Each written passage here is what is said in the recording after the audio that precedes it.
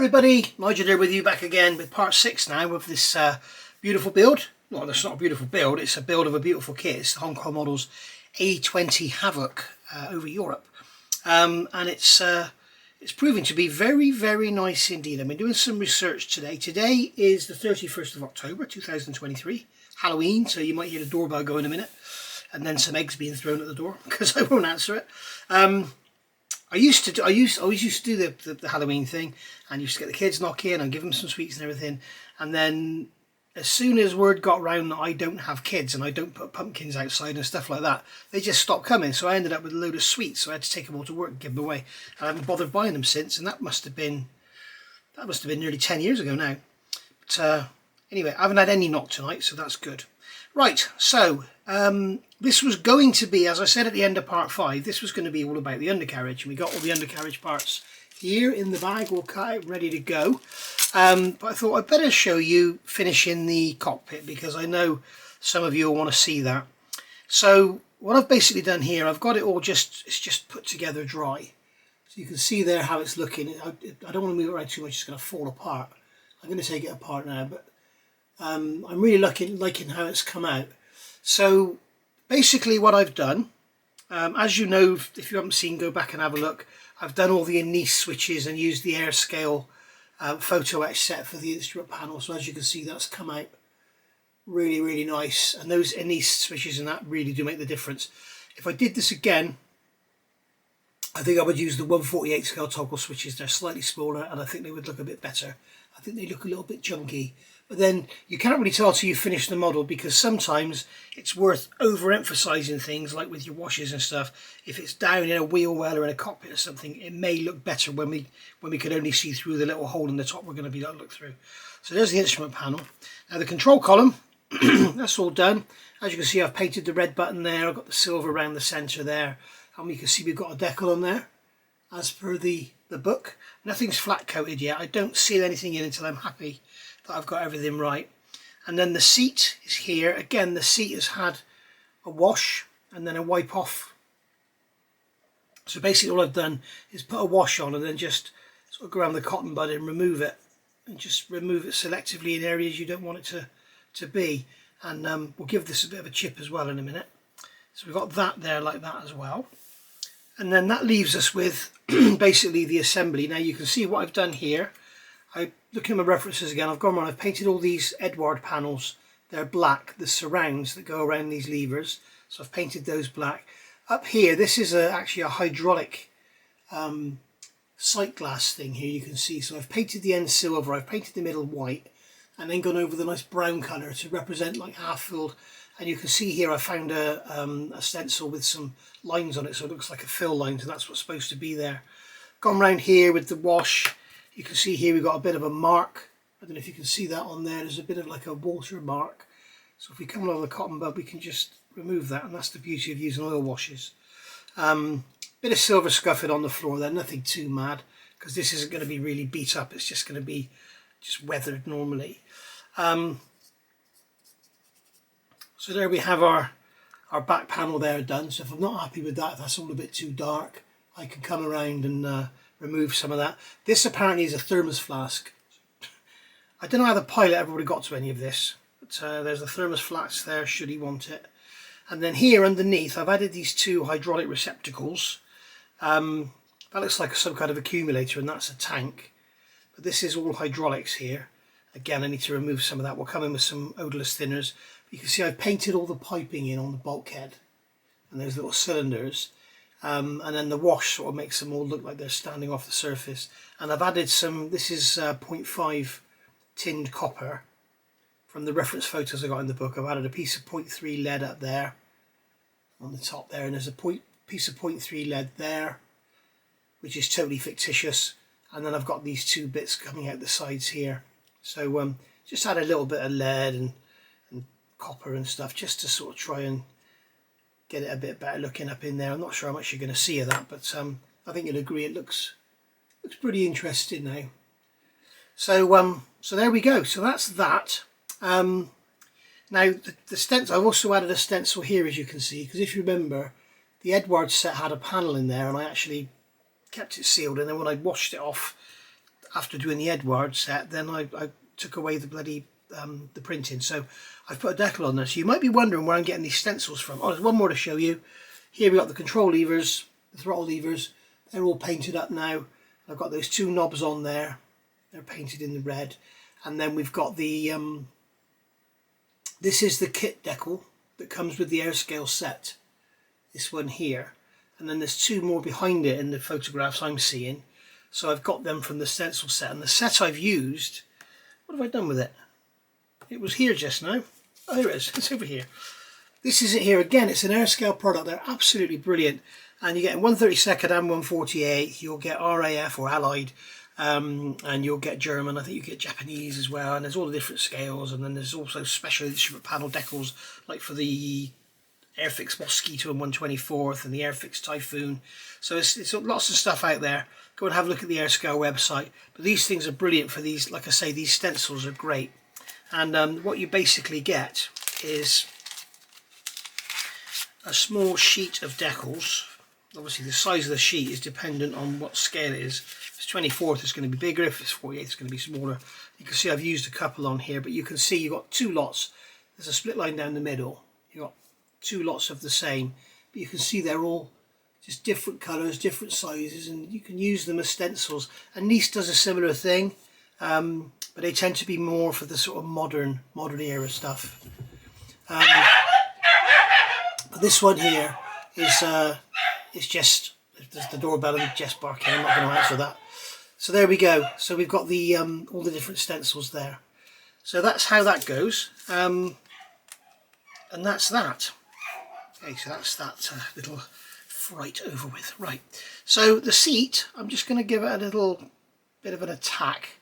I'm going to use this sanding stick and just come over and just hit the edges just to kind of scratch the paint. Just like so. So you can see that's where the harness has gone over and knocked it and everything. And it just, this is the beauty of having a metal seat and the beauty of it being nickel, is it nickel steel or nickel silver? I can never remember. Nickel steel, isn't it? Or nickel silver, one or the other. And that's the beauty of having this rather than brass, because it does come through as metal. And then what we can do then is come in with a really soft stick and just sand away to expose, thin out the paint around the scratches, if you like. Okay, so there we go. So the top of that seat would have got well chipped. So there we are. And I've also done a little bit of chipping on the inside of the seat. Just go in with a sharp point and just scratch the paint up a bit, just randomly, and then sand over it, and you'll see the marks come through like the paint is scratched. I doubt you can see that on the camera, but it's there. So let's have a look at putting these seat belts on. I've got the seat belts out. Remember we built these up in part 5, and I've got the two there, the two worst lap belts for the turret. And then so this one here is the left. So this one's going to go onto this side, like so. I'm going to have to use some tweezers because of my great big stumps. Okay, so that's going, oops. Guess what, the camera's on. Hey, would you know it?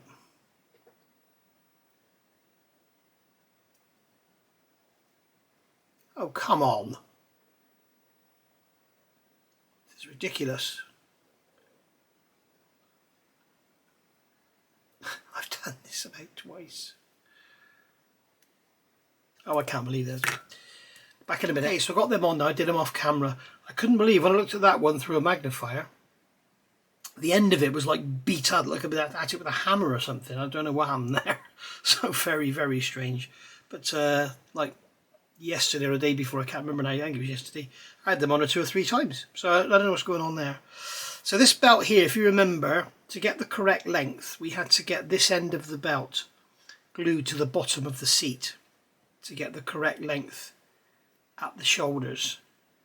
So it drapes over the seat and just sits naturally like that, as you can see. So I think what we'll do is just come up a little bit. What I'm going to do is just scratch, just going to scratch some paint off of here. Get back to the the bare metal. This is never going to be seen, so not worried about it too much. And then we can get some of our super glue, put a drop of that on there. You always use a tiny little bit more than you normally would, because this stuff really does soak it up. And in an area like this where you won't be able to get to once you've got the seat glued in, you really want to make sure, you know, you're not going to regret having a tiny little drop of glue there. So there we are. So that's that held in place. By the way, I have been in touch with Peter of ASK and Martin at HGW. Apparently Martin is the son of the owner, not the owner. But they have sorted. They've sorted the problem out. So you now get, if you buy a set now, you're going to get 6 of those little straps, those little tiny straps, and the instructions are sorted with the number 2. Don't think you're going to get a replacement just for that little tiny strap. I don't think that's really fair, to be honest.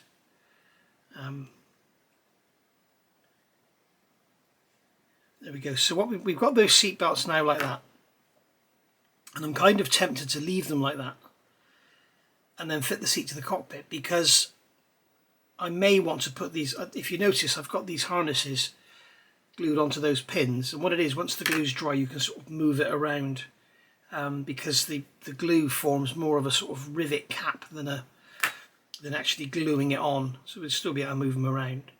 But I'm tempted to kind of have these a little bit interesting, rather than just have them, you know, all over the seat like this and then folded up neatly in the seat.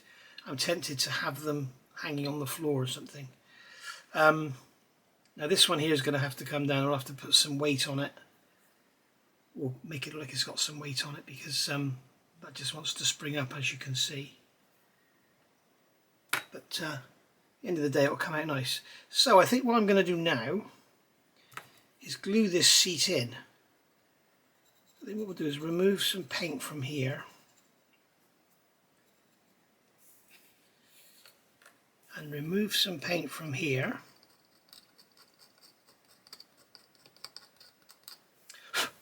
Like so. Not sure if I've come far forward enough, so just take some more off of there. I'm also going to rough that up a bit as well, make the glue stick a bit better. And then I'm going to get, in fact I'm not going to use this glue, I'm going to use the other one for PE. There we go. This is the Flexi 5K CA for PE. So we'll just put a drop of that into my Pringles lid.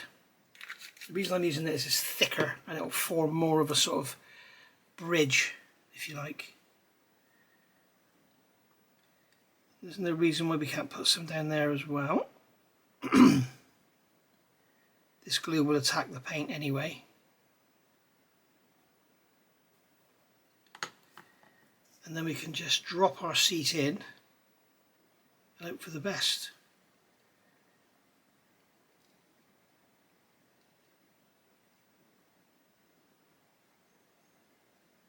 How's that looking? It's way off to one side.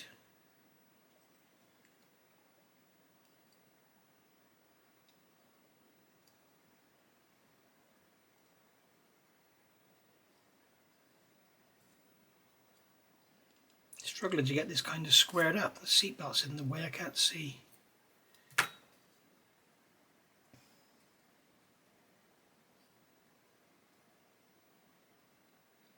there we go. That's our seat in place. That's all good. And as I say, I might decide to have these harnesses like just sitting on the floor like that. Just laying down flat on the floor. Like he's just chucked them off, jumped out. We shall see. There we go, happy with that. Right, so got something to hold on to now as well to get these harnesses sorted. So all I'm going to do is pull those down, tiny drop of glue, and glue them in, so we'll see how they look when I've done that. And there we go, like I've got the seat belts glued on. I decided to have this one sort of loosely hanging over the edge of the seat. This one's sort of draped down next to the seat on the floor, so you can see it down there next to the control column. And then we've got the ones at the back, they're just hanging straight down because they're sort of featureless really, they just hang straight down. So I've got sort of, one's managed to catch up on something and the other one's just staying with it. So there we go. As you can see, the centre areas here aren't glued down because where the buckles are and stuff, because it's like a, it's not like a seatbelt in a car, it's like a webbing material and it's quite thick, so it won't just lay dead flat. If you put it on here, it would sort of curl up where it's going through the buckle, much like the straps on a satchel or something like that. But obviously on the end you've got the weights, so they're pulling it down, so it's glued there and there. Okay, so here you've just got the webbing, so that's holding it down, and all this is pulling it over the seat, so the webbing's sort of fairly tight against the seat, but not actually totally, you know, totally absolutely up against it. But you can see it's sort of just slightly away. I'm happy with that. It's sort of, I sometimes, when I see models of the seat belts are sort of perfectly hanging down, you know, the Sutton where you've got them absolutely perfectly square, and then you've got the side ones sort of laying over, almost crossed over. It's, especially on resin seats, I think, well, they wouldn't be like that, you know. I suppose they would if the flight engineer was in there or whatever. So now we've got our control column to go in, so I'm going to put a nice big dollop of super glue on here, because what I've done with this control column,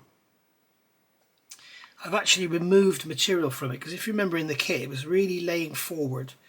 I wanted to be able to pull it back a bit, so you can see when you get the kit you can only sort of have it like that.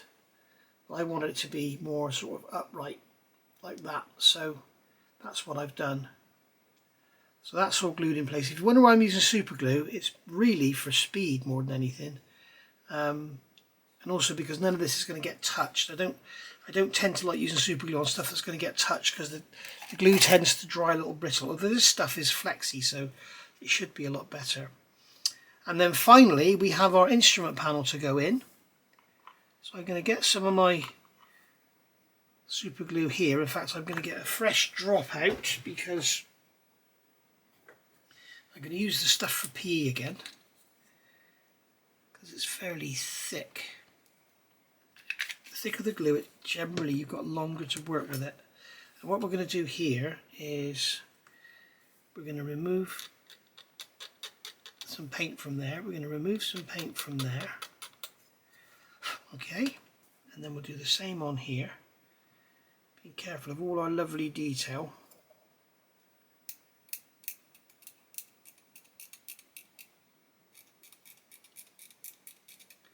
There we go. And then we can just put a drop on there, like so, and we'll put a drop on there like so. We can put some at the back, even though it's painted, it doesn't really matter. We can get some on there just to make sure it's not going to go anywhere. And then we can carefully fit it into place without smearing any glue anywhere. And there we go, that's gone down. We need to make sure it's vertical. Where's my rule?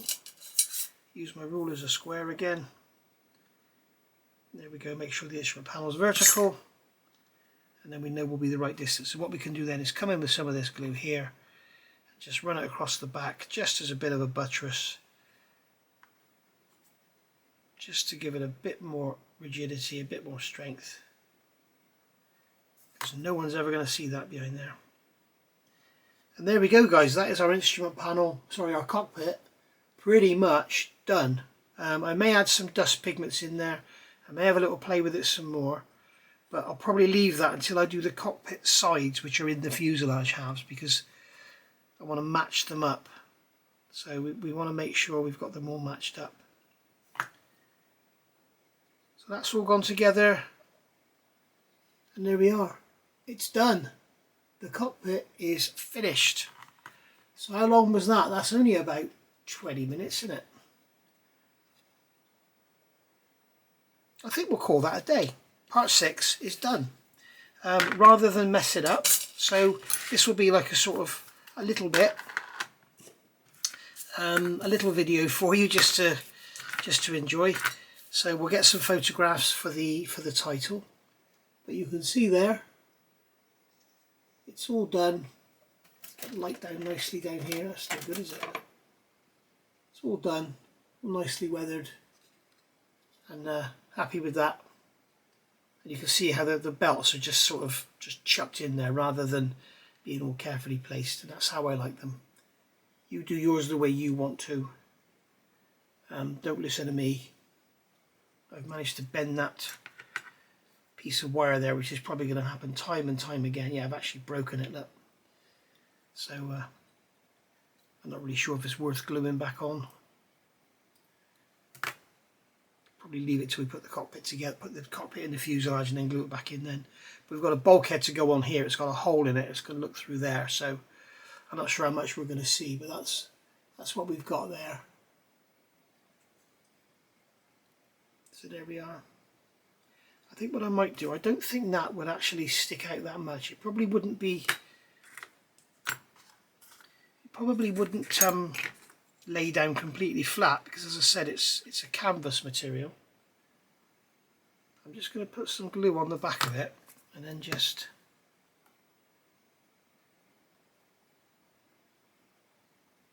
push it down a touch so it's sort of lead flat and just sticking out a bit. And there we go. All done and dusted. Happy with that. Right. Thank you for watching, guys. Thank you for all your comments. I'll say that because I know you're all going to say some lovely things.